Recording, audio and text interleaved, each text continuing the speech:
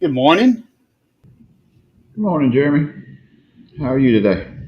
Doing all right. How are you doing? I'm good. I just got off work and just live.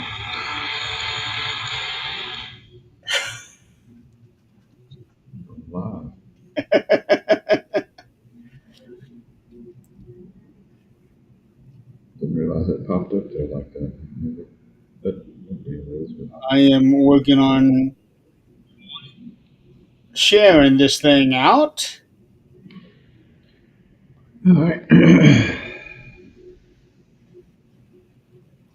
So while you're doing that, today we're going to be reviewing the Survivor Series War Games 2025. Um, it was, it was a decent, I guess, review as far as the show goes. We'll get into details of comments about the whole show and all there.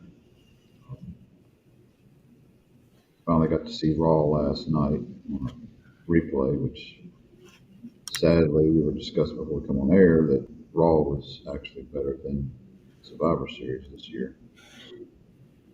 I would have to agree. They had it built up a great deal over the past couple of weeks, before the PLE, and then the PLE coming on, just I don't know, there was a lot of hype behind it that to me did not fulfill the hype. Now I'm getting the same kind of census from a lot of folks on social media and stuff that were rating it the worst PLE of the year. I saw one post where it said Hmm. Survivor Series, uh, second to worst. I don't know what the first one would be.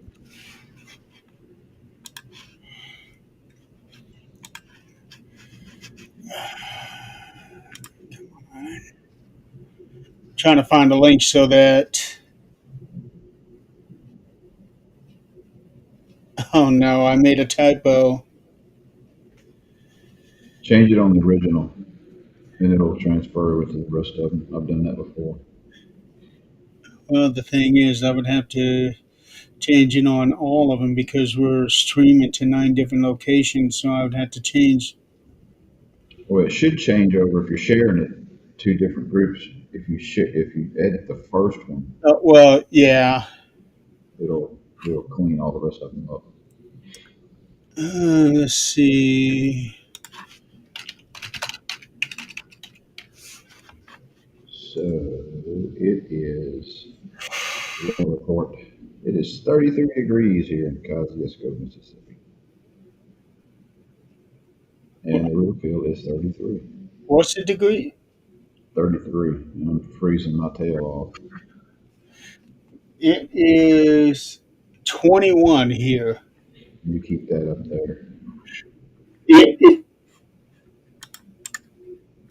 there we go.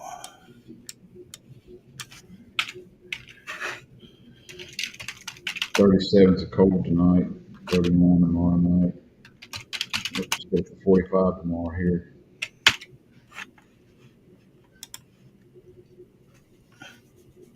And we got winter weather next. Ooh, crap. Monday's gonna be 29 degrees. Oh, crap. For those of you who don't know, I hate cold weather. I hate I'm okay with cold as long as it's not the bitter cold. Um, and anything below freezing to be a bitter cold. I'm also good with snow, but no ice. The snow not that bad, but we get a lot more ice than we do snow here, um, which people around here can't drive anyway. So it's crazy. Our snow is usually less than 2 inches easily, and it's like people go nuts. When they hear snow, it could like dust the ground. People are running. grocery store to buy all the bread and milk and toilet paper up. You would hate it up here. A couple of days ago, we had 4 inches of snow dumped on us. And then, no, that was 4 days ago. 2 days ago, we had an additional 3 inches dumped on us. And tonight, we are expecting 1 to 2 more. See, here they would shut everything down. Yeah. We got that kind of stuff because we're not equipped, to deal with that far as like highway maintenance and everything else. We don't have the equipment to move that type of Southern stuff. states aren't. Like I know that Texas shuts down if they even get 1 inch of snow. It shut me down because I was supposed to be on the road Monday and tomorrow. There was an appointment down near Indy tomorrow, and now I'm going to have to do that virtual. If if it was a half hour away, that'd be okay, but that's 2 hours. So it kind of shut me down. You know, I don't like it, but it is what it is. But I'll tell you, last year we may have had 5 days total where we got snow, and our first snow last year, I don't think we even got until after Christmas. Really? Yeah, and Well, to, we got our this year we got our first snow on Thanksgiving Day.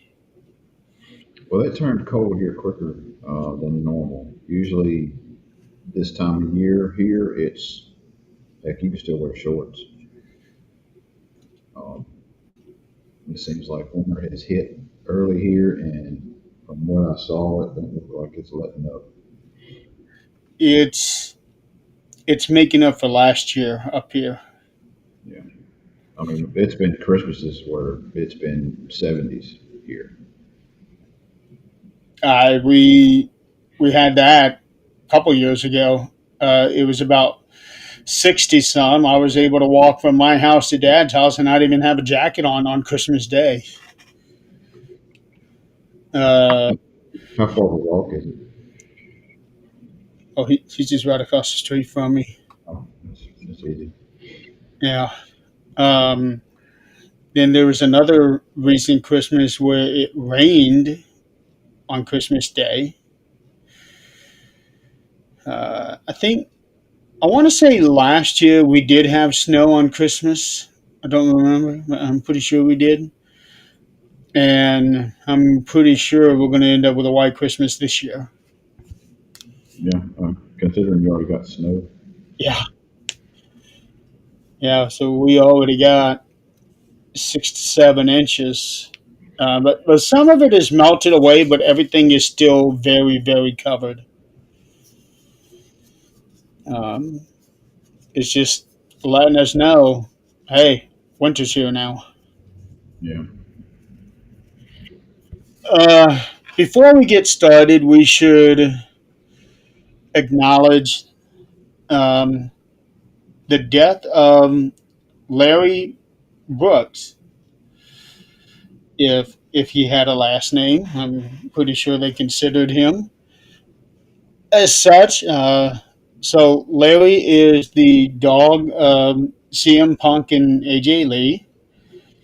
Um, it was just announced yesterday, but there's a lot of people thinking that he might have actually passed away before Survivor Series. Because some people noticed that CM Punk was a little more on the emotional side uh, when he was coming out for his entrance, and his jacket said Larry's dad, and he was clutching it pretty hard. So there's the thought out there that Larry had actually passed away before Survivor Series. that makes sense. I remember seeing the Larry stuff thing. Yeah. Um, I didn't notice anything on AJ's side, but I think people have been paying more attention to CM Punk because he tends to wear his heart on his sleeve a little Yeah, more. with and there's a lot of people. It's like it's just a dog. It's part of their family, especially when you raise it Oh, absolutely. for That's something like that. that's basically your child. Right. We've had countless, pets pass, and I guess our poodle has been gone for about a year now. Yeah. But yeah, Now I have never gone through the death of a pet, even though I've had three dogs. Um, but every time I've had a dog, I had to give them away because we were moving. Um, so I've never actually experienced that. I'm kind of glad I never did because I know that's heart wrenching. yeah. So okay, so Survivor Series 2025 was in San Diego, California at Petco Park. The attendance is 46,016, which is a pretty healthy crowd. Yeah. Um, In a baseball park at that. right. So I was actually with it being a baseball park. I was kind of hoping they would do like what they did with the Rumble that one year. I think in Florida, where you see the wrestlers coming out of the dugout, but we didn't see that here. Four matches. That's all they had. Four matches. Um, I know a lot of fans are very upset about it, but the problem is at the arenas, you don't hear that disappointment. Right. So it's all online chatter. Um, and then here's another thing that I never thought about. Um, Not necessarily the 4 or 5 matches thing. So they moved to ESPN last year. The last few years, Survivor Series has been the last PLE of the year. Hmm. So there is nothing in December if you don't count NXT. And then this year, the Royal Rumble wasn't until February, so there was nothing in January. And that is not going to happen this time because, well, almost. But if that were to happen, that means people would be paying $60 for ESPN. Or no, is it 29 or 39 they're paying a month? I'm not sure because I'm not a subscriber. So So, so they'd be paying that much for ESPN if they were only getting it for WWE and have nothing for December or January. it'd be one of those things where I'd cancel a subscription until um, and start it back up once pay per view start or Yeah. PLEs. But I don't subscribe to it, so and I refuse to have another streaming service. So that's kind of another shitting on the fans, American fans at least. Yeah, their business practice has gone off the wall. I will say that. High ticket sales, or high ticket prices, not ticket sales, high ticket prices. Along with the whole ESPN thing, it's putting sour taste in a lot of people's mouth. Um, I will say this. I don't know if you've gotten to watch the Blood and Guts PLE yet, Not yet. but as far as if I had to compare the two, there's no competition. Blood and Guts just destroyed Survivor Series. The thing about AEW, I don't watch their show, but I see clips, and a lot of these clips to me are really bad. Like they say they got the best wrestlers in the world there, but when I see bits and pieces of their matches, it's like these guys are terrible. The two Blood and Gut cage matches, which basically the same thing as War Games, same setup, everything. Those two matches were good. Now I will say this: that I've seen some singles matches that were like, these. There's a reason they're there and not in WWE Yeah, because they're just not as good. Um, and it's not just the matches, but the promos Storyline, that they do. and Uh, that's a big part of it. yeah, there was one I remember specifically that involved Tony Schiavone. It was I want to say is FTR, where they were attacking Schiavone, but the way that they did it, it was like they were waiting like for certain things, and it just threw the timing of that whole segment off. Uh, I don't know. It's just I had a lot of high hopes for AEW, and they're doing really well. It seems like because they have a TV deal, so that's big.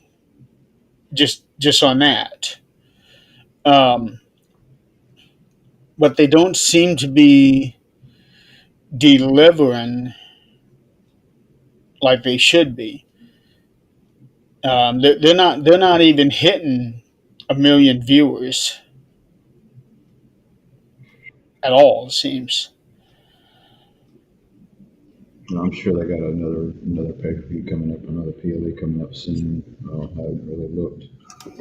Um, It seems like they have gotten to monthly pay-per-views now, and that's another issue that I have heard is that they stream their pay-per-views to like uh, HBO Max and things like that, but mhm. unlike ESPN, you have your subscription price to HBO Max, and then you still have to pay extra to get Right. the EW pay-per-views. Um, I I don't. watched matches on YouTube. I actually got to look them up and took me a little bit, but I finally found the videos of them, and yeah, they were really good. Okay, so AEW just had Full Gear, which was on November 22nd. Their next one is World's End, which is December 27th. And, oh, it's in Illinois, up in the Chicago area. So if I really, really wanted to, I could go. I'm sure ticket sales are a lot cheaper. That's something that Tony Khan has said.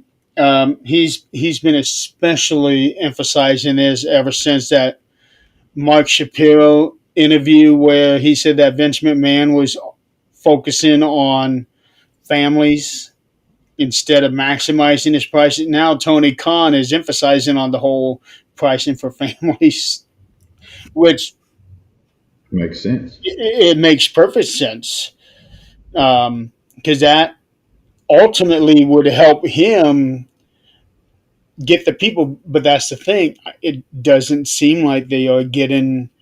Well, let's see here.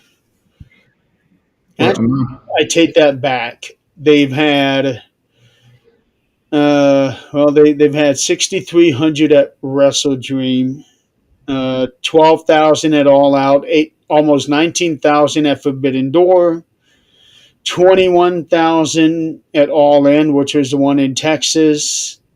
So they're getting decent numbers, but it doesn't seem like they're actually filling the entire arenas that they're in. That's the problem. Well, to me, if WWE would lower their prices to where it was more affordable for more folks to come, which I'm sure they're still, packed houses, but to me, you could probably pack even more depending on what venue you're in. Two, the more people you have, which means more merchandise, concessions, Mhm. more sales all around there. Um, so it's kind of like in my thing, where there's equipment and stuff like that know, parents and students have to be, in martial arts. If I took and sold a lot of the stuff that they need in my place, for the retail price, you know, parents are just going to go online and get it because they can get a lot, most of the time, a lot cheaper. I'm glad you brought that up because somebody had posted. I want to say it was early, actually maybe around WrestleMania time, where you would get the replica championship belts. You can get those for $400 or $500 online on WWE Shop. But when they went to the event and the same belt was for sale, it was about $700. Mm-hmm. They upped the price. It's ridiculous. Well, it's like my stuff. I don't. I sell everything at a bigger discount than you can get, directly from the supplier, Well, and I can sell more of it as opposed to not selling any, and they just go buy it from somewhere else. I make a little bit off of it, not much, but a little bit's better than none. yeah. You know. Unfortunately, it's not really WWE. It's TKO that's doing this, and they are catering to the people who are willing to go in debt to go to their shows and get their stuff, and that's the problem. I'm not willing to go into debt. That's not happening. I can't afford to. And there's a lot of people out there today that can't afford to because after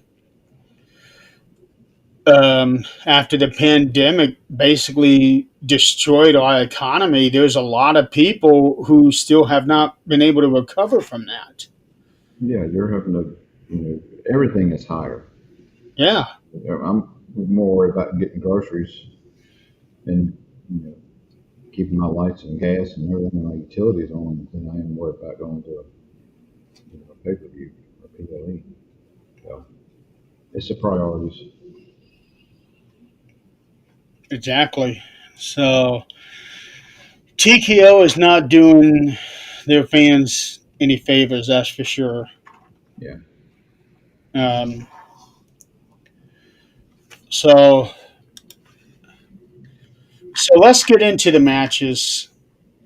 Um, First match was the women's War Games match.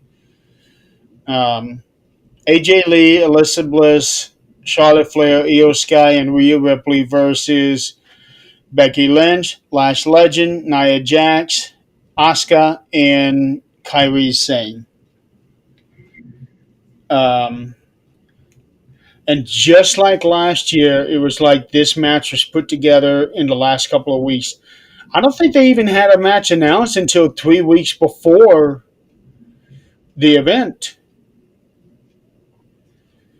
So already that's not a lot of build up time. So they are selling these events just based on name recognition. Right. As far as the babyface team, I agree with everyone that was in there. Um, Yeah. Nia Jax, yeah, but I don't see where they should have picked somebody besides Lash Legend. I mean, she just got there.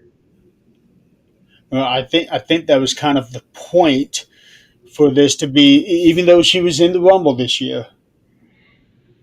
Um, but this was her first match on the main card, on the main roster, which is what Michael Cole said.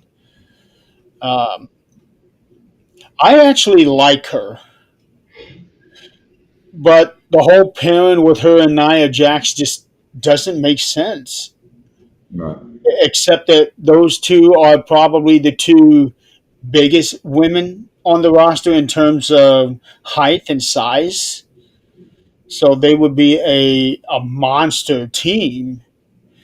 But other than that, I don't see any connection between those two. right. That match as a whole was really good. Um, I enjoyed, of course, y'all have you were like skittish with the Io Sky and the garbage can because as soon as she came to the ring and she's carrying a garbage can lid, I was like, oh yeah, we're gonna see a garbage can before it's over with. Yeah, I know. And they even had her name on Oh that. yeah, it was customized paint, Yeah. can too. Now the one thing I did notice on this compared to the men's war games, everybody that I saw, I think everybody brought something down with them. You Uh, know, uh, garbage can lid, chains, yeah, kendo sticks. garbage can. Eel brought the lid. Uh, Some They had in the kendo sticks. they had a lot more weapons brought right on into war games, right into the cell. Whereas most of your guys came down and didn't bring anything, but some of them did grab, I think, some chairs, maybe a kendo stick, and a table, and that's about all I saw. Jimmy Uso brought the table. hmm Um, Logan Paul went out and got chairs yeah. before he went in, and then I think somebody Roman maybe brought a kendo stick, maybe. Roman didn't have a chance to bring anything in. He got Yeah, that's right. it was him and Brock. Um, but yeah, the whole thing it scares me for Io because her luck is going to run out at some point. Um, she did the Swanton dive this year. She did the I think the moonsault last year. It, you can't see. Yeah, I'm guessing she's already in place. She knows where she's going. I know. Um, but at the same time, this also makes them look bad when she does this because she has to wait until everybody gathers round and hmm they have to wait on her to jump. Right. So, as awesome the sight of it may look, but it at the same time makes them all look really bad because it's being very apparent. Okay, well we gotta wait down here for her to come down so we can catch her. It, Right. um, Last year was especially bad because when she was on the one corner and Tiffany Stratton was on the other corner, and Tiffany was waiting on Io to jump so that she could jump at the same time because Io was the one who had to lead it because she couldn't see Tiffany. Right. That one looked especially bad. Um, but really, I wish they would stop these spots because it makes it look just as bad as it does good. Yeah. But That's It my takes criticism of takes it. the whole realism out of it when you have to sit there Yes. and wait. I get it. Oh, goody! I got a spam call coming in from New York. Well, I just declined one while ago. So. Yeah. And as soon as it says, "Hi, I'm call assist by Google," it says, "Hi there. Report a spam. Please remove this number." Oh, I hate these people. They always they find a loophole somehow around this do not call list. Oh yeah, and they're what they call the things they put on a different number. You know, a different number comes on your caller ID that has nothing to do with what's actually on the other end. Because I'll even get local numbers. Perfect example. I actually got a call from Walgreen. Not Walgreens, Walgreen. Walgreen Yeah, to make me think that I was getting a call from from the. Walgreens. Yeah, they. I, I gotta give them credit for trying. And if people aren't really paying attention, they'll answer. Uh, but it's irritating. Um, one thing that kind of got me, where fans were kind of criticizing AJ Lee, they said that she did nothing in the match. I disagree with that. I thought she did plenty, even though she was the last entrant for the face team. But people are saying she did nothing. Now she was still pretty active in there. Now That's what I thought. she's the last one in, so you don't have a whole lot of time. It's like the same thing with Lesnar and Roman at the end of that. They weren't in there very long before the match was over. Yeah, but I thought all 10 of them, even Lash, who was the very last one in, but all 10 of them, I thought were quite active. Now, what surprised me was Charlotte and Asuka started this thing off, and it was just the night before that it was those two who fought each other for the advantage match. Mm-hmm. So I was kind of surprised that it was those same two that started this whole thing off. I figured they both would have been further down the line and like maybe Alexa and let's say Kyrie Mm-hmm. started off. I thought Becky would have been the last one, the very last one to come in because she didn't want to go against AJ. Right. So when she came in, what was it, second or third Mm-hmm. for the team? I was kind of surprised by that. Yeah, I was surprised by the way the wrestlers went in order as far as like that, especially the women's. The men's, you kind of knew. Now, the surprise thing to me was Cody coming in early. I didn't expect him to be in there as early as he was. Yeah, Um, I I have a lot to say about that one. so Um, Rhea looked downright scary with that mask of hers. when she had that mask coming on, I saw it coming in. I'm like, and I kind of looked at it. I was like, oh, that's Terrifier. Yeah, Oh, she's got the whole Terrifier look from Art the Clown. And I read where uh, Tom Savini, one of his uh, guys, helped design that mask and all. oh, I hadn't heard. I heard that she has a role in Terrifier 4. I saw the clip to it weeks back. She's on a stage at a rock concert, and crowd's going nuts and all that. Art the Clown comes on stage, and Yeah, so she gets killed by Art on the stage. Of course, the band's still playing, and people are going that's nuts. It was part of the show. that's what Rhea had said that was one of her goals. She wanted to be killed by Art, and now that pisses me off because I got to go get that whole series. simply because she's in that movie, and I have had no interest in getting it. One is really, it's low budget, and it goes back to I think All Hallows Eve or yeah, Hallows Eve. I actually Little had shorts, the second one of that one. little shorts here and there, short films before they come out with Terrifier 1. And it's, of course, horror movies aren't scary to me, but this is, the kills in there, it's a lot of blood and gore. A Yeah, lot of I blood have no and gore. interest in it. Um,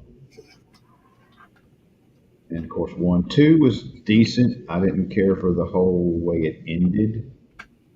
I won't spoil it all for you, but I didn't care for the writing uh, towards the end part.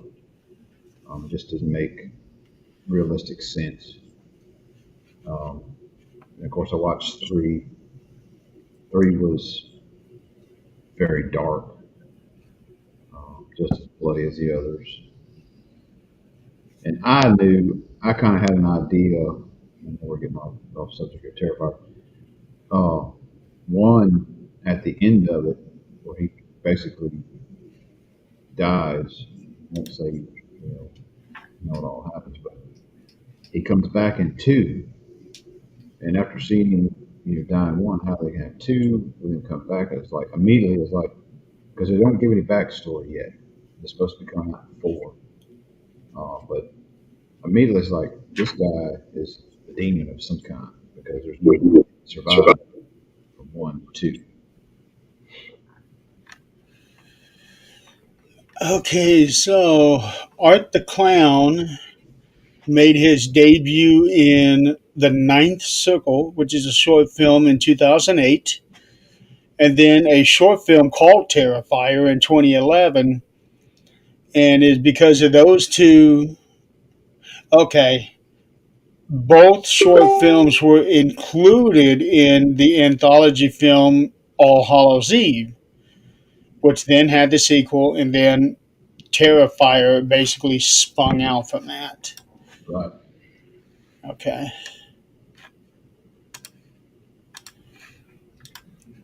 But yeah, Rhea. But the way that she's able to widen her eyes, not many people are able to do that. The only other person I've seen that could do that was Hulk Hogan. Um, and when she has that black makeup around her eyes, that really it really makes them pop. Right. And when she had that mask, she looked downright terrifying. And that whole, because she did it on in the match where she has the mask on, and she's doing the whole Art the Clown wave. Oh, she's been doing that for a long time. That's where she got it from. Is it? Okay. She's got that evil grin with it. That's a direct Terrifier thing. And on Raw, when everybody came out, she was the one who got the biggest pop. Mm-hmm. She's basically the biggest women's star right now there is. Mm-hmm. And Uh, she's one of those that doesn't have to have the title to use right, her. right. Now, going into war games, they have been emphasizing that anybody who leaves the cage forfeits for the team. So immediately I thought Becky Lynch, Mm-hmm. that she's going to leave the cage to get away from AJ, and that was going to cost them the match. And I was thinking the same thing for Jey Uso for the men's, but in his case, he would get pissed off about something and leave Right. in spite. Um, Obviously, neither actually happened, though Nikki did try to leave. but was stopped. And then AJ put her in that Widowmaker, or the Black Widow, whatever it's called. Um, and she did it flawlessly this time. Because when she Yeah, she do it at WrestlePalooza, she struggled, but when she did it this time around, it was like she never stopped doing it. right. It looked really good, and I like the way they're going with Becky playing this whole victim card over and over. Uh, Yeah. I like that, and even getting on social media, on Instagram, and all that, and you know, pumping it up a great deal. Instagram, And social media. to Adam Pierce, remember that one? Yeah, I mean that whole social media presence. We all know it's scripted and all that, but that whole social media presence coming on there and posting,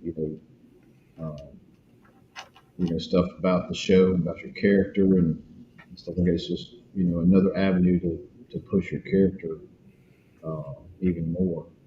And I do like that. I like the her playing the whole victim card. I like where they're going with that. Hmm. Uh, and I see down the line somewhere her and Jessica Carr is going to get into it. I just see that coming. Oh yeah, Uh, I'm ready for that one so because Becky said something.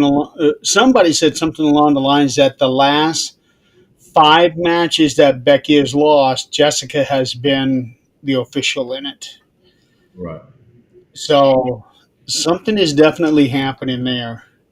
I would say probably the first of the year. If you don't have a whole lot of time now, if you try to start building stuff up now, it's going to be. What if those two have a match at WrestleMania? They'd have to build it way up. They're going to get go ahead and get that whole storyline going more than just she's official for her matches. Some kind of big altercation has got to happen uh, at the Well, first of the year. remember the whole thing about long-term storylines is put little sprinkles here and there, and then you just keep building, slowly building, and finally everything explodes at WrestleMania. Yeah, I could see them. I mean, how many times can you have her and AJ go at it? You know, That you would have be a logical thing, but I think the more interesting story is the one with oh, Jessica. I do too. I do too. Unless they do a tag team and have AJ teaming with Jessica against Becky and whoever. But I don't see right now who that second person would be, who Becky's partner would be.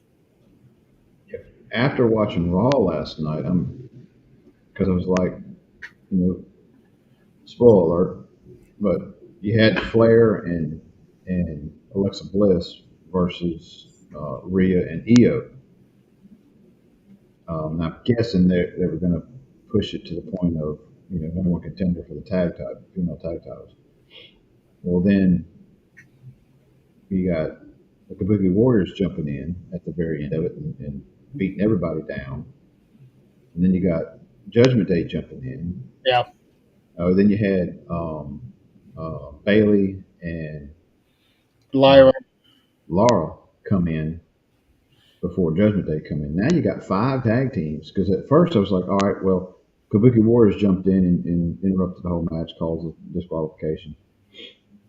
Well, now it's like, all right, now they're going to have a triple threat for the titles. Okay. Well, then you got these other 2 teams jumping in. Now I'm like, what the hell are they going to do? Because you ain't got the 4 ring posts. If you have 4, I could see 4 tags, but you got 5. So I'm wondering how At they're going to some work all point, that out. had 6 teams battling in that ladder match. Remember? Yeah, but that's where they're all in at the same time, correct? It was. Now that's the only way they could do that with 5 is to have a tornado tag. They'll have to come up with something unless they do a gauntlet. Yeah, that's what I was thinking. Maybe they'll have a tournament type thing, but Yeah. um, I don't know. They could do a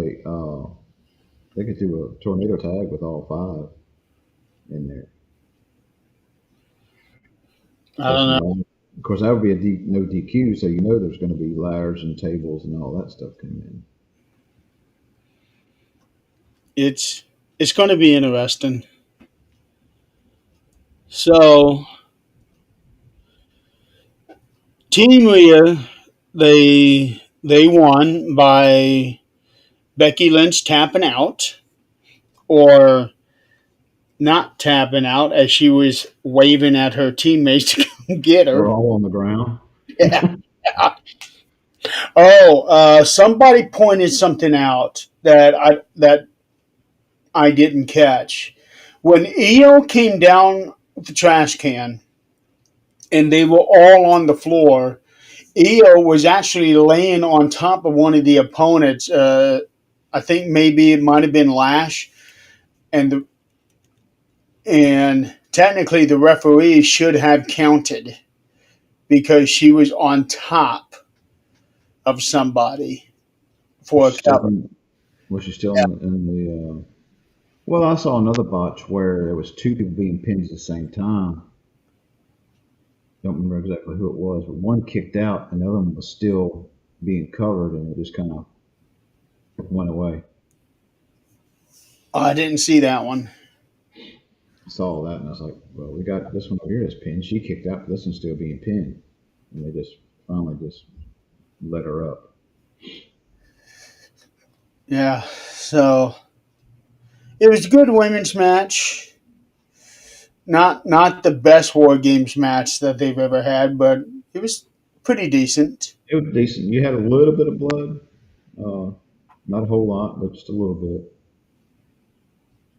Somebody actually got busted open. I think Becky had a little bit of blood on her. I'm trying to think of who else. If somebody else, maybe EO, somebody had a little blood on them. Maybe Alexa. I don't know. I did see just a little bit of blood. Okay, because I know that some of the men were bleeding, but I didn't notice the women. It was very minute, and it wasn't, where it was like just kept on, you know, Okay, digging at it. I so saw I saw where Io was wrapped up. Her elbow was all wrapped up on Raw, and she was coming down the ring with Rhea on Raw, coming down the ring, and you could see her sitting there, and she was purposely not tagging fans with that bad arm. She was reaching over and clapping hands as she went down. yeah, You could see her kind of doing this. It's like, oh, she's got hurt arm. Well, then they got in the ring, started talking about wanting to go to the tag titles, blah blah blah. And I was like, she's hurt. How is she going to get in there? And then of course the match went on. It's like she didn't. I didn't see her wince or anything, and not use her arm at all. It's like it was bandaged up for no reason. well, Unless it, when you get to a match like that, something's got to get banged up. yeah, unless it's a cut or something on her arm and she's got it wrapped up. But when she came to the ring, it looked very noticeable that she was in pain with that arm. But during the match, you didn't see any of that. So, Uh, you never know. So the next match is John Cena defending the Intercontinental title against Dominic Mysterio. To me, this was match of the night. this was the best match of the night. First match is supposed to be really, and it was good. Don't get me wrong, it was good. But your second match is supposed to be the kind of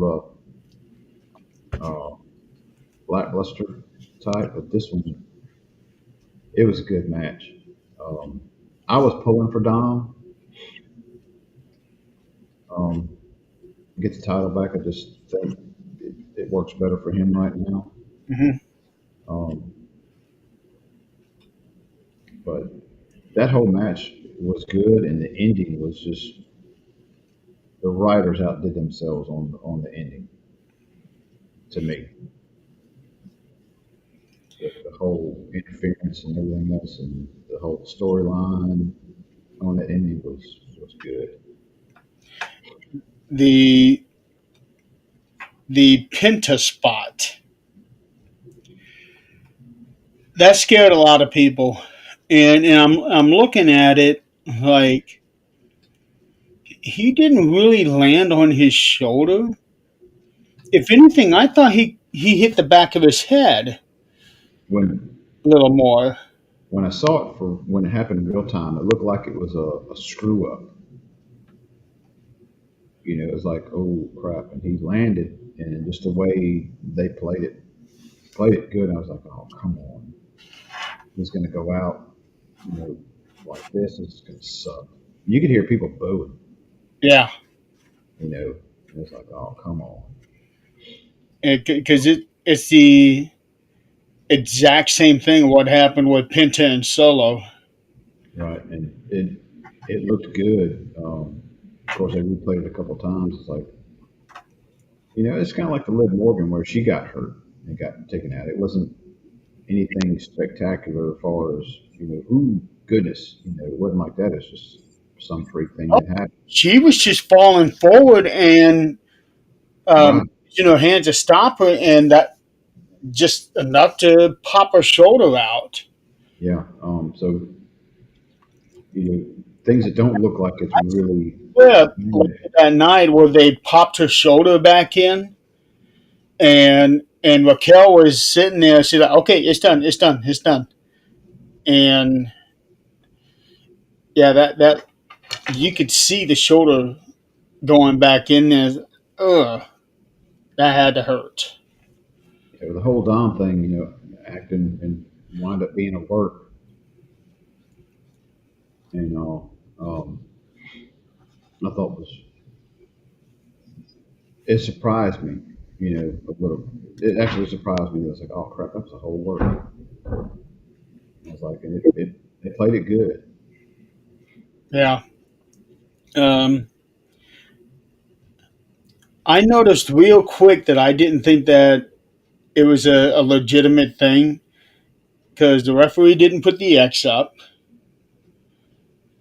um, and they kept the camera on Dominic. Normally, they would kind of steer away from him, and the camera was right there.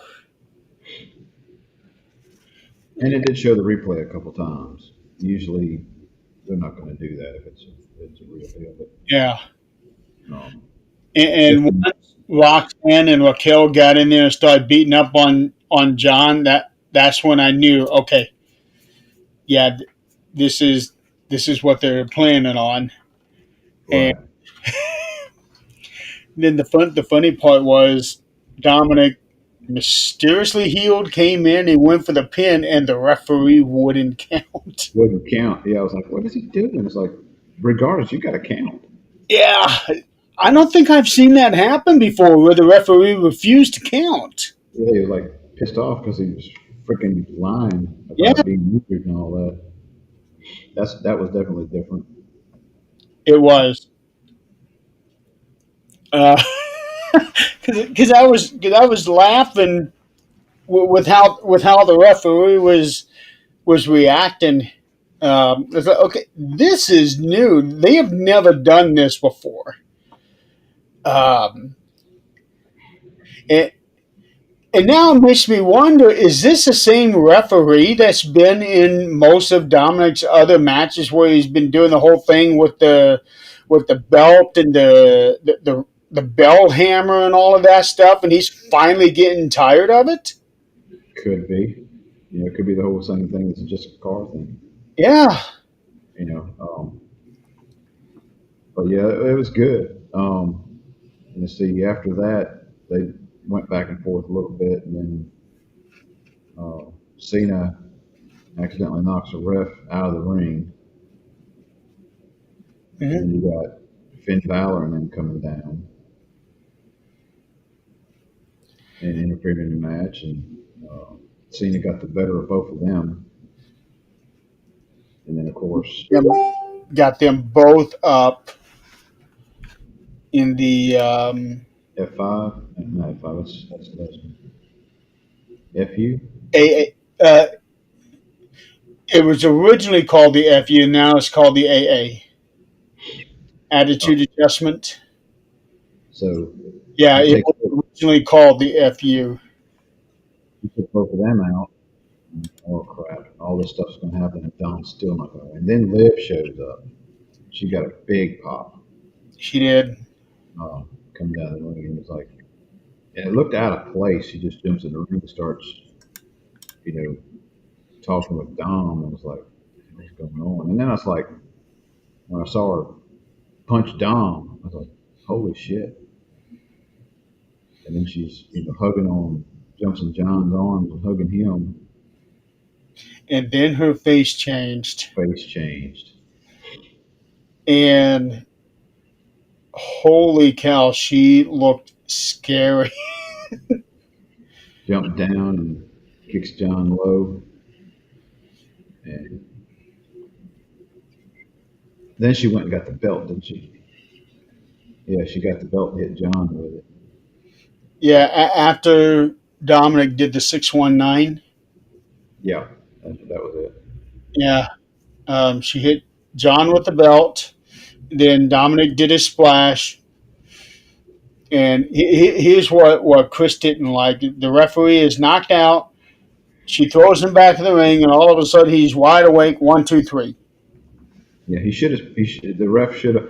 Two things that I see they could have changed just a little bit. As soon as she hit him with the belt and take the belt and jump out, she should have went around immediately over to the ref and started getting him up. And the She ref did. could have come. It was a couple seconds because Dom was on top of Cena, and then she ran around. Okay, okay. Yeah. If she would have came out and hit him and immediately started making her way around the ring to go get the ref, Dom could have been splashing. And as soon as that was over, the ref could have slid in and acted groggy and not just like wide awake and doing the 3 count. The whole, you know, But either way, that was a really good finish. it was good. It was good ending to that whole thing. I'm And glad. and now that sets it up for Saturday night's main event, which holy cow is only 10 days away. Yeah, it's on 10 days Thursday. away. So now that leaves it open. Okay, will John win his last match or not? Because if he were still Intercontinental Champion, odds are he'd be losing the title on his last match. Now that he's no longer champion, all bets are off. Yeah, I don't know. Yeah, it really depends. I don't know. It's a crapshoot of what they're going to do with it. I see Gunther winning. That's what kind of the consensus with everybody is. There's Gunther been, fighting. been some reports where there's a lot of people in WWE that are not happy about Gunther. So I wonder if they're going to do a swerve and give us LA Knight against John Cena. That would be good. And then having LA win. Okay, so that would give him that because Gunther don't need that boost. No, he doesn't. Gunther's already that good. If they give LA Knight, and I think that'll give LA Knight a big thing to keep talking about him retiring Cena, beat Cena, uh, and then maybe give him a little title run down the line. Yeah. So I'm hoping for LA Knight for that match. I think Gunther and John would have a good match, but I think it would make more sense for it to be LA Knight. If John's going to lose, If he's going to lose, yeah. Um, if it's going to be Gunther, I'd rather John win that one. yeah, Um, But for Dominic, that is a huge feather in his cap. Oh yeah, that's That big. yeah, that he beat John Cena, um, and to be his three of his last four matches,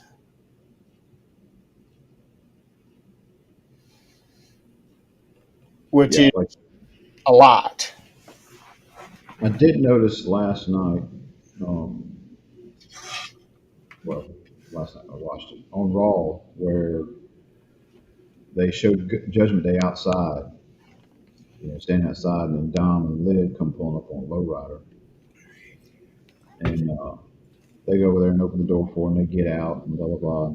She's hugging on Finn, she's hugging on JD, Roxanne, and she just kind of waved at, or not Roxanne, yeah, Roxanne, Well, there's only Roxanne and Raquel. Raquel. She hugged on Raquel, and then she just kind of waved at Roxanne. She didn't hug. She was the only one she didn't kind of shake hands or hug with.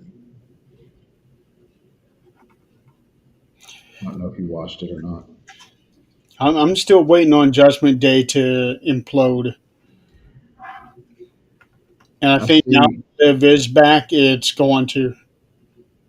Now I did see towards the end of the match or the end of the show where talking about Raw, end of the show where Roxanne and Raquel were in the ring and Liv was too at the Mhm. end of it. And Roxanne, they were holding the belts up, and then Roxanne tries to give it to Liv, and Liv took it, gave it back to her, and then got in the middle and raised her hand. So I don't know. It's interesting to see where this storyline goes. And that's because she wants the world title. Right. Um, so Yeah, I can see that Liv Morgan versus Stephanie Vaquer. How good of a match would that be? that's coming. I don't know when, uh, but I can see that coming. That'll be a good match. I'd like to see that at the Rumble. Would you do that at the Rumble, or would you do that at WrestleMania?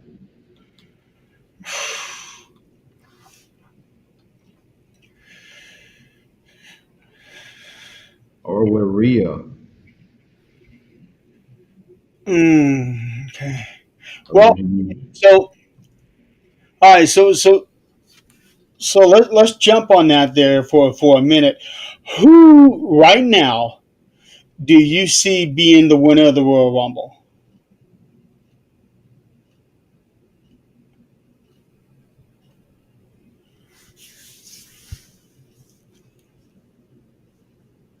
AJ?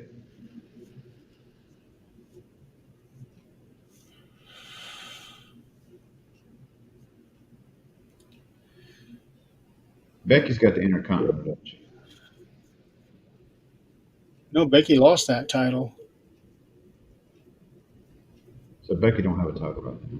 No, Okay, scratch AJ then. So you got uh, because Valkyria, Stephanie Vaquer and Jade Cargill are the world champions. Bianca, Bianca for Jade, or Able to return huh? if she is able to return. Remember, she had a setback on her finger. It didn't heal properly. Oh really? Yeah, so they had to re-break it and reset it. I'm not sure who. You don't have anybody right now that's kind of feuding with Jade because she's just out there. For Jade, it would probably end up being an elimination chamber match to determine her opponent. Um, I I would I guess I would have to go with Liv Morgan as the winner of the Rumble this year. And she would have to go. I think she would pick Valkyrie before she'd pick um, Yeah, Jade. Jade. I think that would be a really good match. I'm not sure who they would get right now. All bets are off on who they're going to get for Jade. Uh, I think her challenger will end up being through the elimination chamber. That's my guess. I would say probably Rhea. I don't really want any repeat winners. But look at the roster right now. Who would be the best one to step up and have a good match uh, with her? Well, Rhea would definitely have a good match with her, um, but I want to see Liv. She's been runner up twice now for the Rumble. I want to see her win one. I see probably Liv winning the Rumble. Yeah, because I want to see Liv win a Rumble. Uh,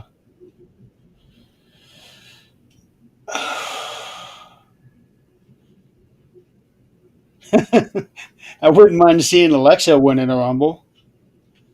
That would be good. Yeah, I wouldn't mind that either. You know, I we don't, can, I don't know how well she would do with Stephanie or Jade. Um, but I would love to see her, like, let's say final six with Alexa, and then everything goes dark, and she finally turns into Sister Abigail. She goes nuts and throws everybody out. that would be good. I would love, and that's what I want to see. I want to see Alexa move away from what she's doing and join the sick. Yeah, and then the other pick is Chelsea Green. Remember remember from Unreal where the guy said the somebody comes out 29 and everybody is eliminated from the ring. Now Hmm. he comes out, Chelsea, the second she enters the ring, she's the winner. And then and then she could go out and say, I outlasted 29 other women and won the Royal Rumble. And never touch anybody. Exactly. How cool would that be? That'd be a definite change on a story. Yeah. We never had an ending like that before. I I really wish they would have done that instead of Charlotte winning the Rumble this year. But I get it. Charlotte returned and all of that. I understand that, but damn, that is too good of an idea. I know the guy said it's a terrible idea, but I think it is a great idea, especially for Chelsea. Yeah, because you could have her walking down to the ring and not yet get in, and she's standing there, and the refs are telling her to get in, get in, get in, and then fiasco happens, and both women get thrown out. They throw each other out. They clothesline. That's how I'd do it. I'd get on the clothesline and do the running clothesline, and both of them fall out. And then you got nobody in the ring, and Chelsea's like jumping, looking and going crazy and acting, and just jumps in the ring. Yeah. You know, All right, back to Survivor Series. So after the match was done, John John's left in the ring, and he didn't really stay in the ring to get that standing ovation. yeah, I He figured he'd stay a did little bit. like a little wave, thank you, and walks out. So I was kind of surprised that he didn't stick around in that ring for that standing ovation because they would have given him one. Oh yeah, um, yeah. I would like to see him stay in there a little longer. Yeah, As far as match wise, the women's went 41-10. Dominic and them 16-40. yeah, and that was just such a good match because they threw everything into that one, especially the whole um, Dominic undoing his shoe zipper. Yeah, Um, no opportunity for him to go after the ring bell because they were the ring away from. right. If they were in that next ring, then I could see maybe trying to do something like that. But there's no way he'd have been able to do that with the ring that they were in. Although that too would have been great, but that one's probably played out by now. Yeah, and I like the way they changed up the ending. You didn't have you still had the belt in there, but you didn't have the same old Yeah, type ending. basically turned John Cena's heel turn against him. I thought that was a good touch. And there was a picture. No, there was a video from. I think it was actually the Brock Lesnar guy, where when Liv is on him, and while we are seeing her face change, the camera on the other side is looking off like that, and his wife is sitting. Right, I saw that. Yeah, there's I don't know what I'm doing. I'm not touching anybody. Yeah, but damn it, if Liv were to do that with me, I cannot guarantee I'd be in control of my actions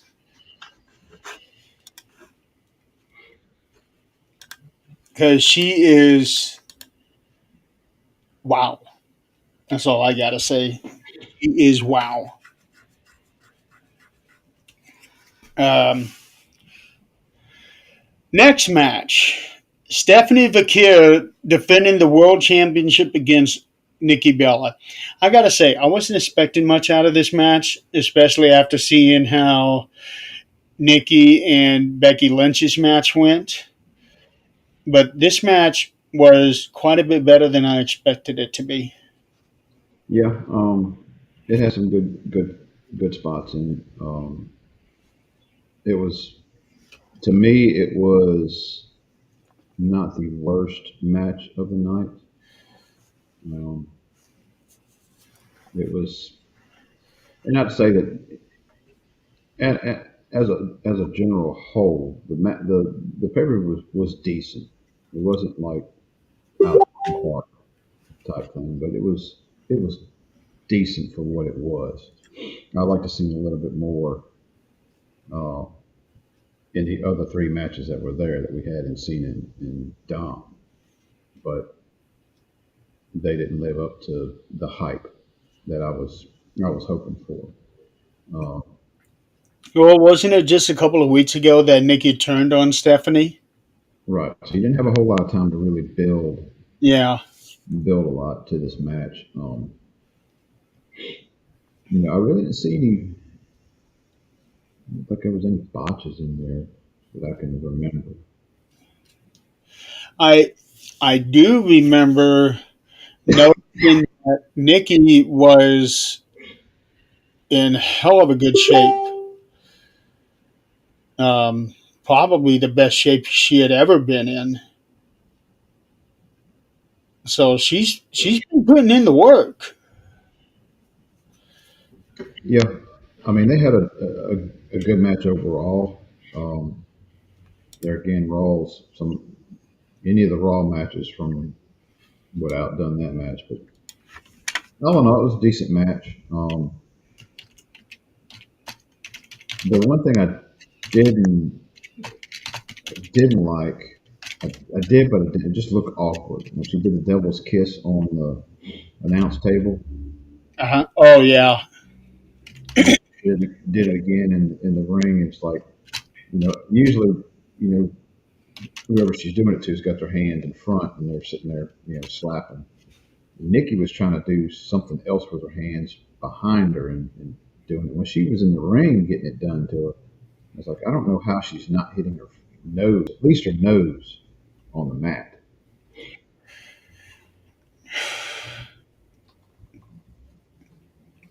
Wrestling magic. Yeah, it was just awkward. It looked awkward when she was doing on the announce table, like she didn't know what to do with her damn hands. Well, that actually led to the finish.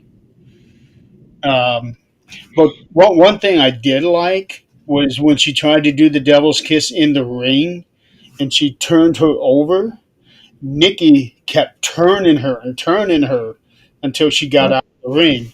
I don't think I've seen anybody do that before. Every other time she's done it, she turned and then started doing it, except for one person who was able to slip her head out. But I think that's the first time I've seen somebody turn and turn and turn to the ropes.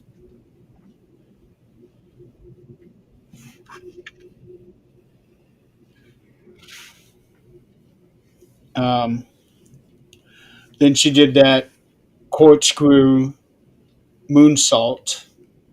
Yeah, that Nikki was not in place for that move. You could see her kind of getting over and getting position, moving over there. I was like, come on. Well, they tried to deflect from that with the camera angles. Yeah, but I mean, they that's kind of not really a botch, but it's kind of they could have done better with that by picking up slam, body slam right there in the position where she needs to be, Yeah, and then go do it. That would have covered all that stuff up. it and that's one of the bad things about wrestling today is that they're scooting all the time to get into place. We never saw that back in the 80s and 90s. Or did we just not notice it? Uh, Actually, I take that back. SummerSlam '88, when Warrior beat Honky Tonk Man for the Intercontinental title, Honky did position himself, but that's the only time I can think.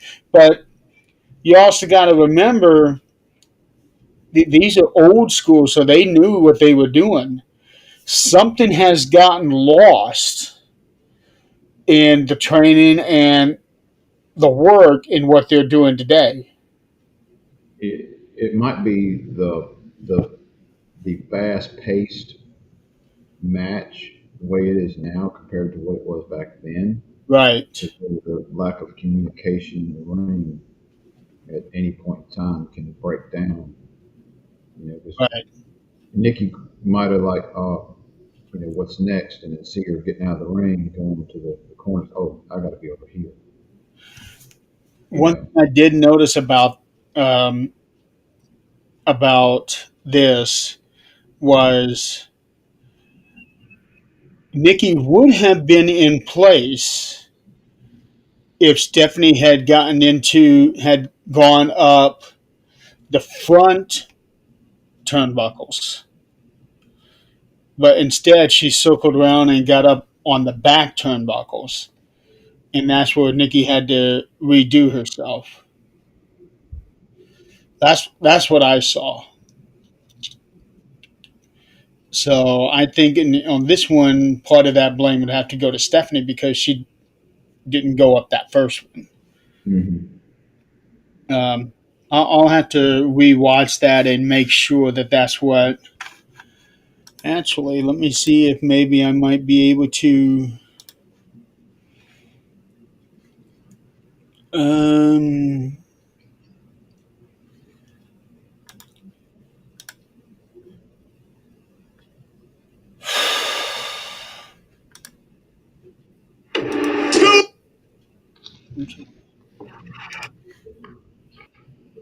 oh, of course, I got to go through a 30-second ad.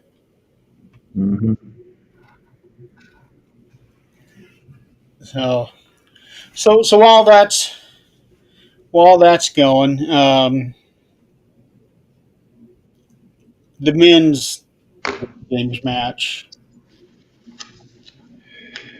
And I started doing a count during this match. I started throwing out numbers in the chat, and I was like, "What are you trying to count?" It's like, super I kicks. noticed that. How many super kicks are we going to have in there? Because you got Jay and Jimmy both in there. Um, and the match itself as a whole was, to me, it was, and I think it has to do with the ending. The way it ended, it was a decent match all the way up until the end. When you have the mystery guy person climbing the rope or climbing the cage, jumping in and doing Seth's moves at the end of it, and then getting out. Um, it was decent all up there. I did not.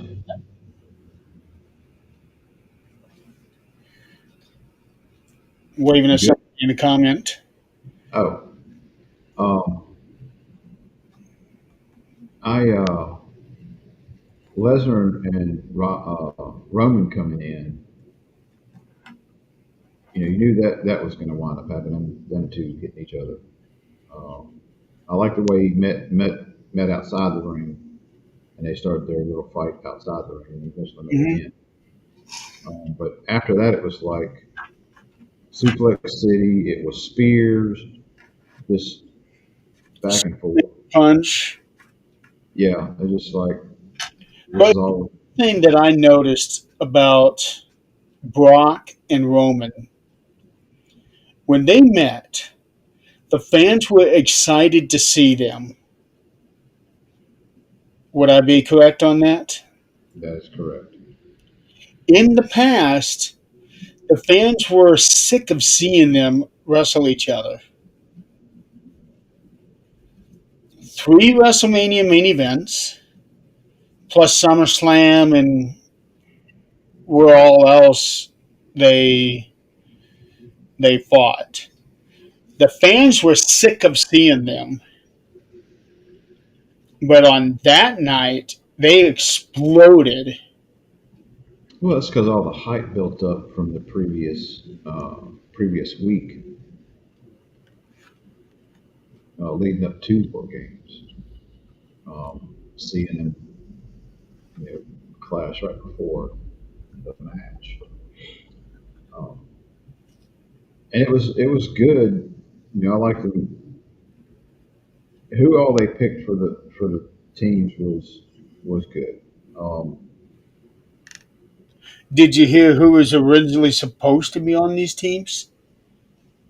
Rollins was supposed to be in there in place of Logan Paul, but of course he's going to get injured and he's out. Austin Theory was supposed to be on that team as well. Really, Um, I think originally it was supposed to be Rollins, Braun, Bronson, Theory, and Drew McIntyre.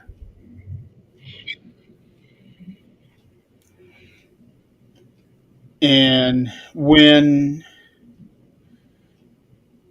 Jacob Fatu was also supposed to be on the face side,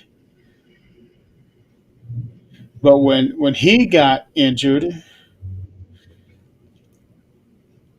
that completely changed everything. Because no, not Drew. Cody and Drew were supposed to have a singles match at Survivor Series. So it would have been Rollins, Braun, Bronson, Theory, and Lesnar. But when Jacob got injured, well, he wasn't injured. He had to do his dental work. hmm Uh, so somehow that did something to WrestlePalooza. So they moved Cody and Drew. No, shit. What was that report? They moved Cody and Drew up. Maybe Saturday Night's main event. That might be what I'm thinking of. And So they had done that at Saturday Night's Main Event and felt like it'd be too soon to do it again on Survivor Series, which I'm not really sure why they would have that level of thinking because they've had rematches the next night or the next week, and so I don't get that. Um, so instead of them having their own match at Survivor Series, they threw them into the War Games match, and they felt like that Drew would be a better fit than Austin Theory. So that's why he didn't return like he was supposed to. Because okay, that's what it is. Jacob was supposed to be on the Survivor Series team, but was replaced by Cody, and therefore that's how Drew replaced Austin. Um, Either way, it was a great match. I thought it was. I thought it was good up until the end. Yes. I didn't like the end. Somehow, Um, that ending just killed it. yeah, and it didn't. You didn't even have a reveal that night, or the net, or at Raw. So we still have no idea who it is. They're going to milk that one out. They're going to milk it out. But quite the swerve though by making him do the stomp Hmm. to make you think that it is Seth Rollins doing that.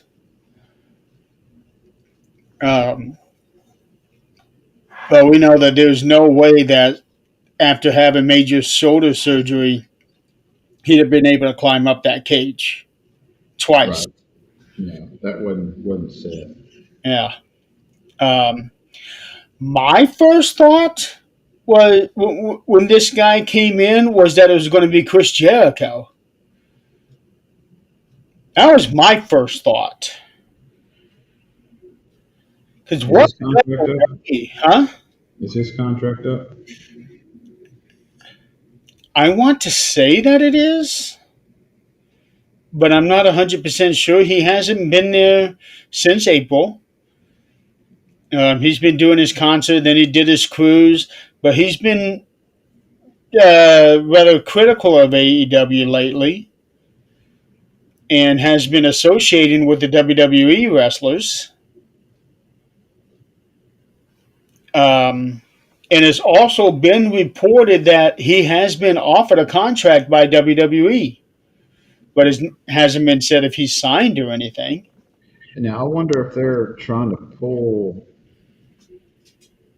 that with hopefully getting him signed and just having somebody stand in, for him right now until they can figure out, all right, if we can get him to be claim he was the one that did it, even though he's not. Yeah, I don't know. And maybe that's why they didn't do the review yet. Because they got like, this is our first choice, Jericho's our first choice. If we can't get him signed, then we'll have to go with this guy over here. Yeah, but that was my first. That was my first thought that this was Chris Jericho, and I was expecting him to pull off the mask, but this guy never did and left. Right. Um, a lot of people are saying that it's Austin Theory. And did you hear how they identified that it was Theory underneath that? Uh-uh. They identified him by the shape of his butt. I'm not kidding. Okay. Because somebody actually posted a side by side of Austin Theory in his regular ring gear from behind, showing his butt, and then the picture from behind of behind the black hood showing the butt. And they're saying that's Austin. That's Austin Theory. And it could be him under there. But there again, maybe he's their second choice in this whole matter. Right, yeah. But And I find it funny that of all ways to identify somebody, that's what they picked. you got some deep diving people. I don't know. You know, me personally, I don't want to do the spoiler. The glitching again. Yeah. Stop. Uh, I but don't. I don't like to have the spoilers. Like I tried to stay away from social media uh, yesterday up until I got to watch Raw because I didn't want any spoilers of what happened during the night. It's like watching if you know the end of a movie, why watch the movie? See, I'm the opposite of it. I can absolutely know exactly what happens in a movie, and I'm not going to let that stop me from enjoying the movie. I like it's funny. I'm gonna say this, but you know, you sit there and somebody asks you, "Hey, have you seen this movie?" It's like, I don't know, maybe, and we'll start watching it, and like, I think I've seen this before, but I don't remember what goes on. Little things will pop up. It's like, and I think it's got to do with age. Unless it's a movie like you've watched 100 times, like with me, Back to the Future, or the Karate Kids, or the Friday series. I know exactly what I remember all those. Hmm. It's like just a random movie. Have you seen this movie? It's like, maybe. Yeah, I think I have seen this one, but I don't remember what happens. So it's like watching a whole new movie over, even though you've seen Yeah, for me, spoilers don't exist. I don't care. I'll I'll even read on the Wikipedia page along with the movie. I really don't care. You can tell me, oh, so and so is this guy under the mask when they finally do the reveal at the end. Okay, I'll still watch the movie. And so many people get pissed off about that too. Like somebody will say something about something in a book, and another person will comment, "Well, thanks, I haven't read it yet." Okay, it. Well, read it anyway. because I found this out a couple years ago. I read this. I read a book, and there was like a mistake in there about with the time zone. Hmm. It was somebody from Ohio calling somebody in Nevada. And in the book, it was a 4 hour difference, but in reality, it's 3 hours with the time zones. So I asked somebody, or I asked in a group page about that. It's like, you need to put a spoiler alert. How's that a spoiler? That's not a spoiler. It's just a phone call. Time. Right. That's exactly what I said. It had nothing to do with the plot. It had nothing to do with the overall story. It's just a minor part that even if it weren't included, it would have no bearing on the rest of the story. Hmm. And the person's like, well, you just ruined the story for me, so now it's going to be another year or two before I bring myself up to reading it. Holy cow. You're real anal about this. Yeah, that goes back to what we've discussed before about society now is so hell bent on being offended by anything Yeah. and everything. It's like, wow, stupid.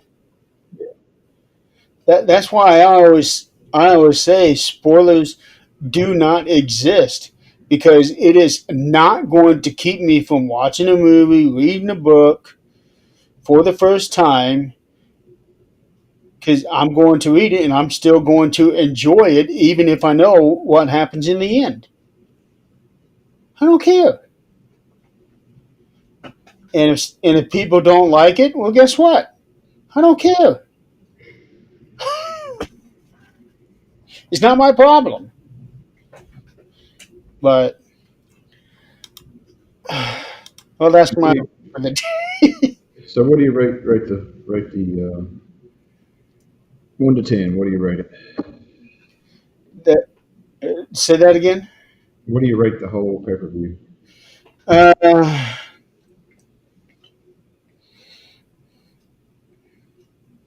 if I were to give it a grade, I give it a B. That's my thought too. A B. Yeah, it's not a bad event, but it wasn't a great event. Right. Um, and here's the thing: you cannot bat 1,000. You cannot put out perfection time and time and time again, because eventually you're going to come out with something that's not going to hit as well, and that's okay. Because eventually you run out of steam, and they probably did with this one. Hmm. Um, I guess the next thing coming up is Saturday night's main event, which is on the 13th. Is that right? the 13th, yes. I will be. So this Is that on Peacock? uh, is on Peacock, and for international fans, it's on YouTube. Um, I am tied this- up on the 13th, and I work the 14th, so I'll probably watch Saturday night's main event on the 14th. okay. That Sunday. Saturday is NXT Deadline. Um, so I'm looking forward to that one. Now, another thing that's hurting these PLEs is how few matches they're putting on and how many advertisements they're putting out. Oh yeah. I can recall a time where they would be getting into their fifth match after an hour. Oh yeah. Back in the 80s, I mean, it wasn't uncommon to have 12 matches in the card. Right.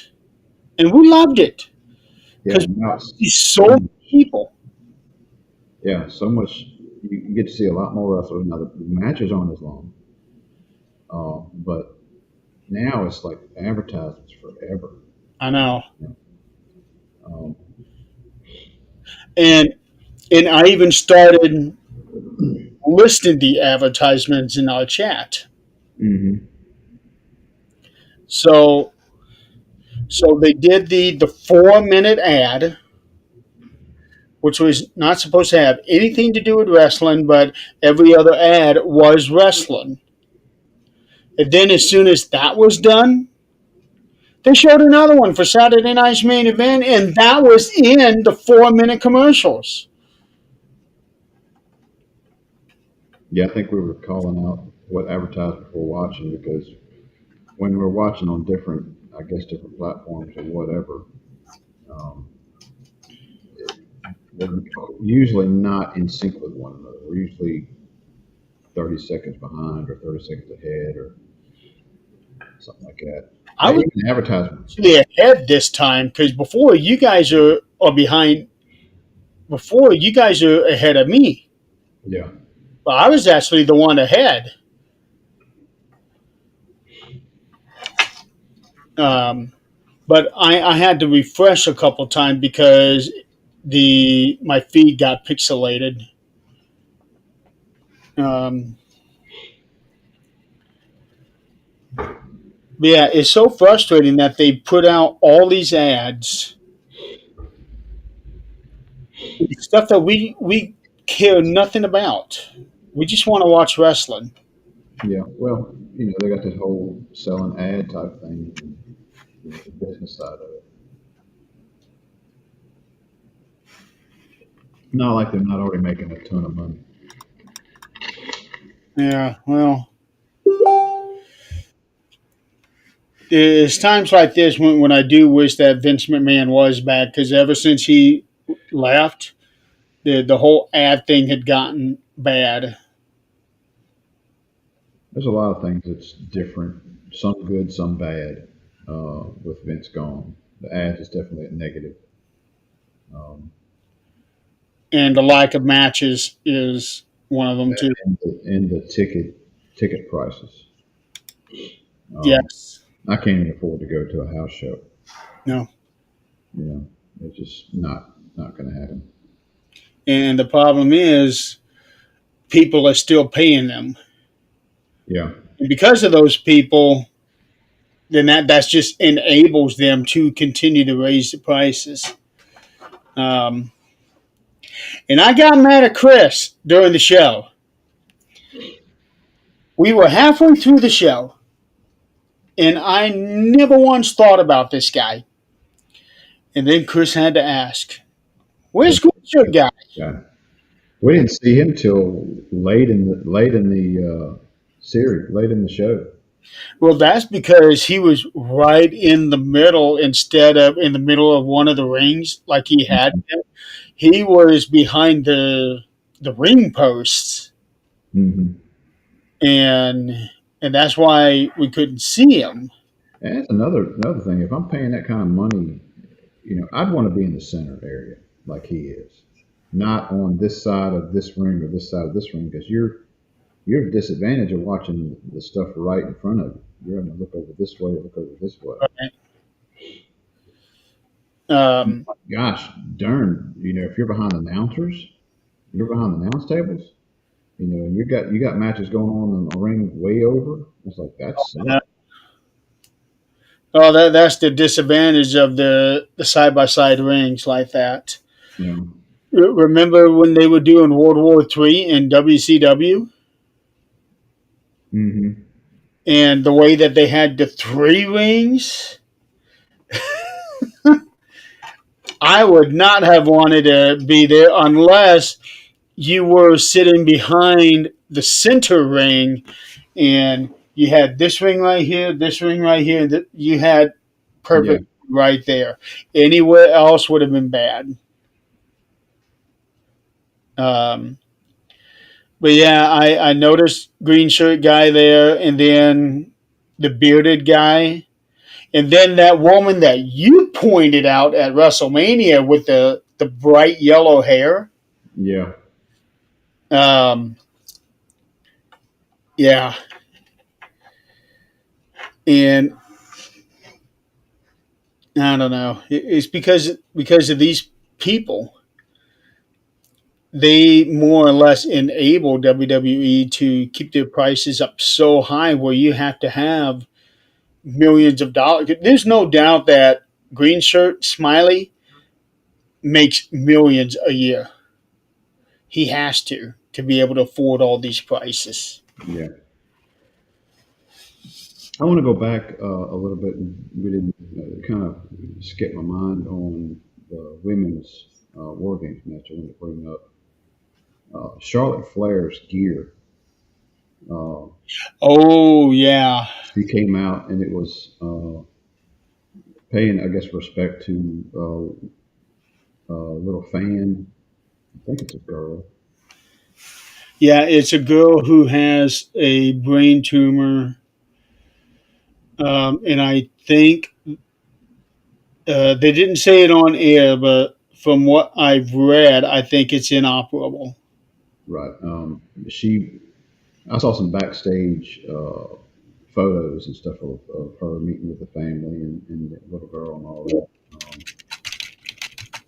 But I thought that was really cool. And she stopped and talked to her on the way down to the ring for a couple minutes or a couple seconds. But I started noticing when Flair got in there, it's like, all right, well, and her gear was white and very uh, colorful as far Mhm. as like the print and all that. And I started noticing a little trend that she wasn't the only one that kind of had that same Yeah. scheme. Well, Um, They said that the girl designed it. Yeah. Some of the other women wrestlers had some of that, not completely like Flair did, but you could see some hint of the coloration in some of their gear. Someone, maybe Chris, said that Io Sky was wearing Hulk Hogan colors. I didn't really see that. I seen the Yeah. colors, but I didn't see it as that kind of a scheme.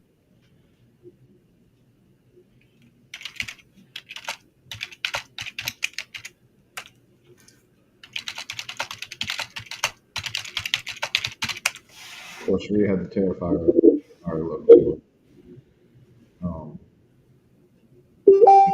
even Nia Jax come out there, and of course, made a comment about that. But Nia Jax come in all this big white outfit. That was actually a color scheme that the Pa- Padres wore. Okay.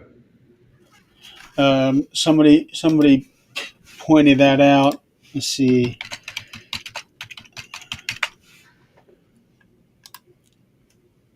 Um,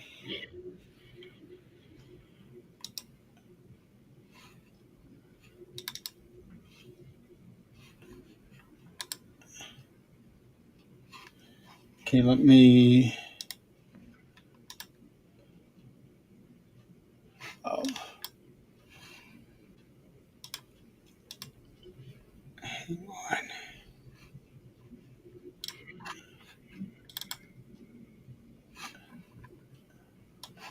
okay, that's better.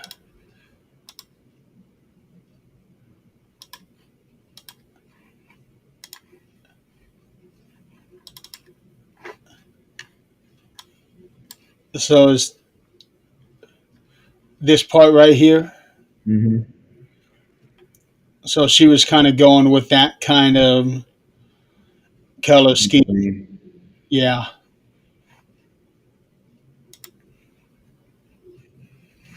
I can see that.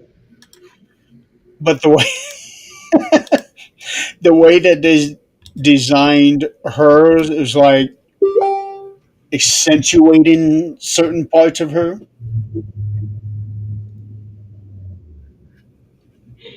Um, but and I know a lot of people they talk about this. They really shouldn't be because Naya is a big girl. But this outfit, you could tell she's lost a lot of weight. Mm-hmm. Um, but yet they still want to fat shame her. I don't get it. But that's Now how, you think back in the '80s, '90s, you had Earthquake and Typhoon, Big Boss Man, One Man Gang. I know. You know, But at that time, people weren't talking about, oh, this person is fat right. like they do now.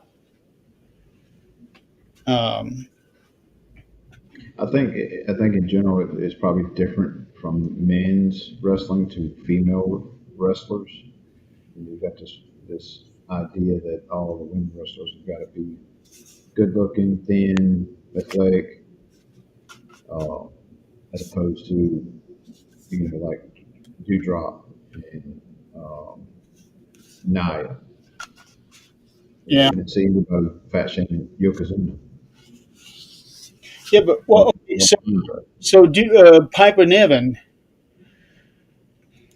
she does great things despite her size. Mm-hmm. Naya, she uses it to her advantage. Mm-hmm. Um, and lots of them do. But there are very few bigger people who move in a way they never should be able to. Look how fast Earthquake was. Mm-hmm. He could do a drop kick for as big as he was. Yokozuna, um, Big Van Vader, Bam Bam Bigelow doing moonsaults off the top rope. Well, look at Ivor. Another great example. You know, he should not be able to move like he does, Right. with being as big as he is. Um, I'm sure things like that is going to take a bigger toll on his career than it would be somebody like Shawn Michaels Right. because of the weight on his knees and everything else. Yeah. So, Well, he's had neck surgery. oh, speaking of neck surgery, there was a kind of a nasty spill or that was weird. What? A screen popped up on my computer and then it went away. Huh. Like it was opening the window. But Braun Breaker took a nasty bump on the back of his neck He did. during that match. It was like, and he gave a hell of a damn promo last night at the end of Raw. It was on fire. It was good. I think that promo was what broke him out. Yeah, it was good. I mean, he had that whole persona of really being pissed off. Um, it was good to see that part of him coming out because people had talked about he couldn't give a good promo. Well, he did last night. Hmm. Well, you could tell throughout the past couple of years that he's getting right up there, but he's just not able to break out. Right. I would say Monday night he broke out of it just from that one promo. Which those in this whole thing where they got a match, him and Punk's got a match in January, apparently for the title. So are they going to wind up giving it to him already? For him, I don't know. I don't know if I'd want to do that It on a really depends on. TV show. It depends on what they do with. It depends on what they do with Cody. I see a Jay turning heel. I see Cody turning heel this next year. Jay to me is like right on the verge of it. He really is. Uh, Um, I I think there's a few more months before it actually. I get all the chatter about Jay, how he's just not good in the ring as a singles wrestler. I get that. A lot of people saying that all he is an entrance. I can see that. One person on YouTube said that Jay was great and then he regressed. And that would probably be the best way to say it because he's been a tag team wrestler for so long. And then when he started doing singles wrestlers while Jimmy was out, he did really good. Mm-hmm. And then something changed. Something changed, and it's like his matches haven't been that great, which would explain why he's not the world champion anymore. And I get that. And it's probably frustrating to him too. Mm-hmm. Really frustrating. So yeah, something does need to change for him, and I don't know if he needs to go back to a tag team with Jimmy. When those two are together, it's like fire. Uh, I'd like to see them two get back together as a tag team and drop the tag titles on there. That would. but I would like to see Jimmy get a singles run, like a real singles run, because he seems to have become the forgotten. Uso. Well, not just Uso, but member of the whole family. Yeah.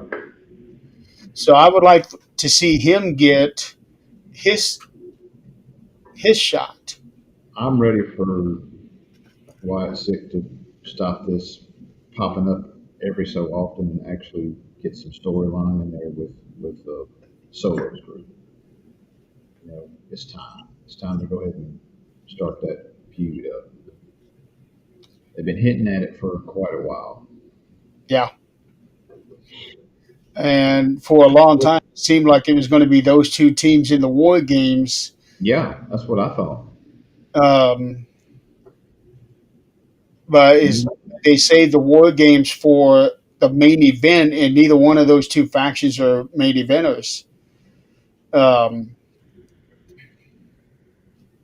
unless unless they decide to do a PLE that is nothing but War Games. That won't happen for another year. You don't think that would do well? I don't think it happened for another year Um, unless you rebrand it, call it something else. well, I would prefer they do War Games on another one and bring back the Survivor Series matches. I agree. I And agree on that totally. I love the old Survivor Series. right. And not just do one or two matches for the whole thing. Do the whole pay per view. Yeah, like what they did in the beginning. 4 or 5 of those, because those matches would last long. Yeah, and people don't understand or know what we're talking about. In those where you had this team against this team, whenever somebody got pinned, they were out. The match wasn't over. You kept going until everybody was eliminated. Right. So I was really glad when they did the Survivor Series match on Friday night. But they really could have done that as an extra match on Survivor Series and getting rid of a bunch of those ads. Mm-hmm. Because And had another match. yeah, um, but right now, and I have stated from the beginning that my pick to win the Rumble this year would be LA Knight with Sami Zayn coming in second, or like a second option to win. Now I gotta wonder about Braun Breaker because after Seth Rollins got hurt, they were planning on Seth Rollins and Roman Reigns main event in night 2 of WrestleMania, and Cody and CM Punk main event in night 1, which would be a change because the big title is now on night 1. So Mm-hmm. now that what's being reported is that it's going to be Roman Reigns and Cody Rhodes on night 2, and CM Punk and Braun Breaker on night 1. See, I don't want to see a Cody and Roman again. Well, that's I'm actually excited about that because everything has changed. I didn't want to see them at WrestleMania 40 because nothing had changed. It's the same old damn story. Now it's different. In order for that to happen, Cody's got to go heel.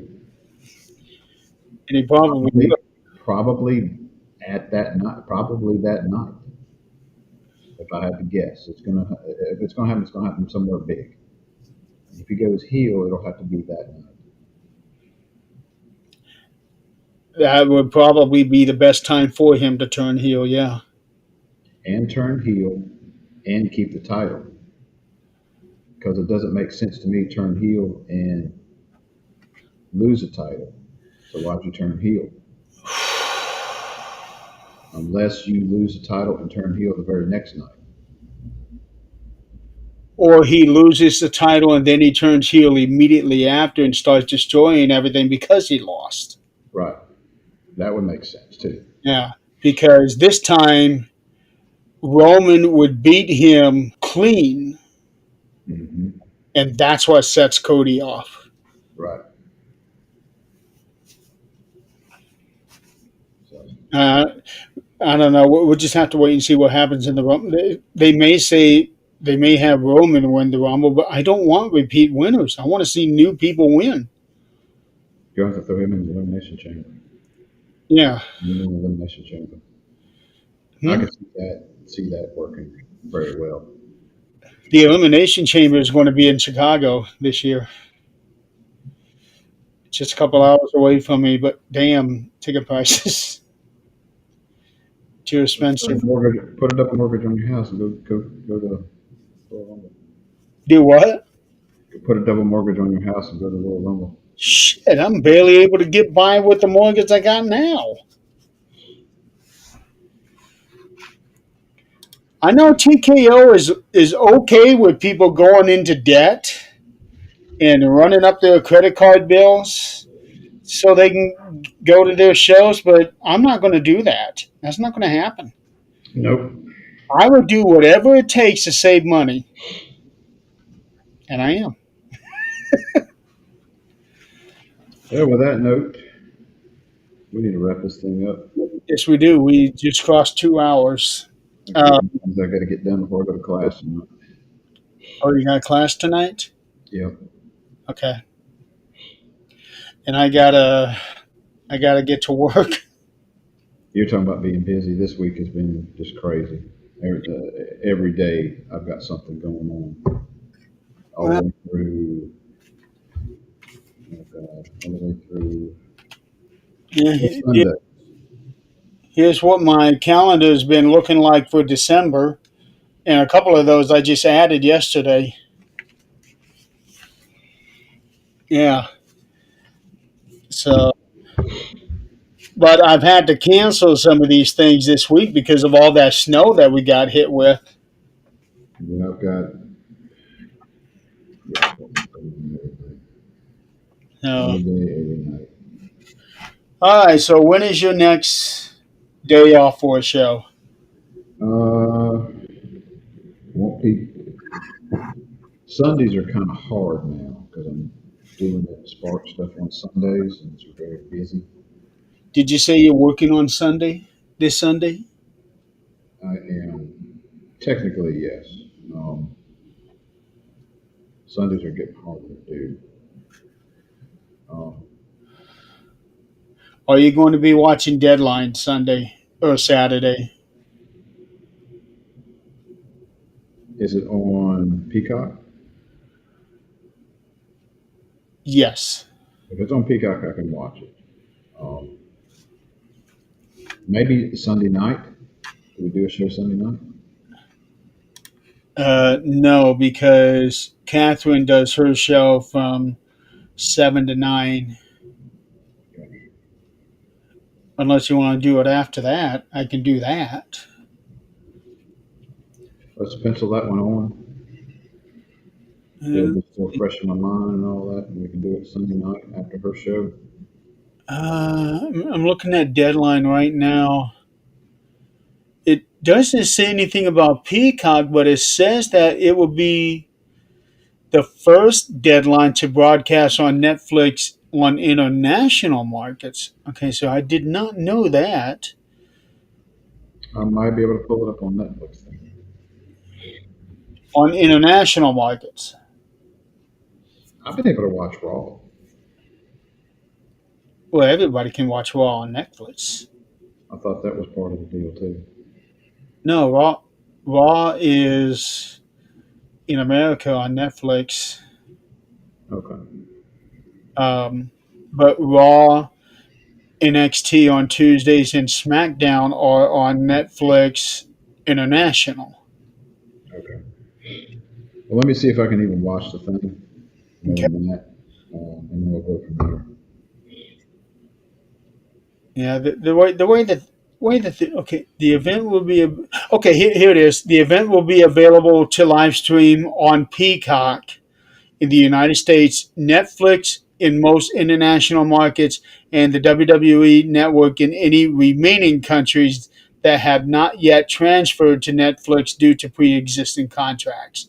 So yes, it will be on Peacock here in the States. Okay. Uh, I should be able to watch it Saturday. I got a busy day Saturday. I do yeah, get to watch it. Saturday, and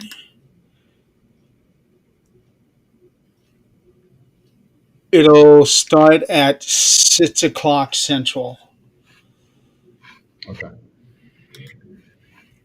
I will try to watch it It'll Saturday. be their poster. But I'm excited for this one because they got those Survivor Challenge match. I really like those matches. And then you have Ethan Page versus Mr. Iguana. I really like Mr. Iguana. Tatum Paxley versus Izzy Dane. Ricky Saints defending the NXT Championship against Obafemi. And then the men's Iron Challenge is Javon Evans, Joe Hendry, Miles Bourne, Dion Lennox, and Leon Slater from TNA. And then the Women's Survivor Challenge is Sol Ruka, Lola Vice, Kaylani Jordan, uh, Jordan Grace, and Kendall Gray. So I will expect Javon Evans and Sol Ruka to win those two matches.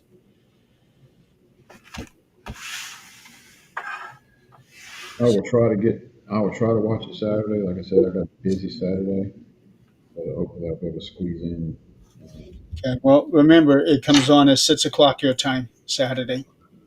All right. So, all right. Call it a day now. Call it a day. Okay, and we will figure out. Oh, you were trying to figure out when we can do our next show. Yeah, it really depends on the 6th. It really depends on when I can watch that pay per view. Okay. Um, probably Sunday night after the other show. Okay. Works for me. All right. Well, I guess we will see everybody Sunday night then. On the 7th. Yeah. All right. Have a good night or good day, I guess I should say. It's still You watch. yeah, it's still morning to you technically, not quite noon.